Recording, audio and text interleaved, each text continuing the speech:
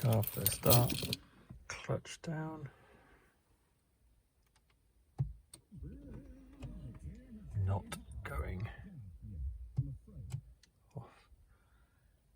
To start engine, depress clutch, it's down, tread it again, says there, light not glowing very bright, ignition comes on, engine doesn't start.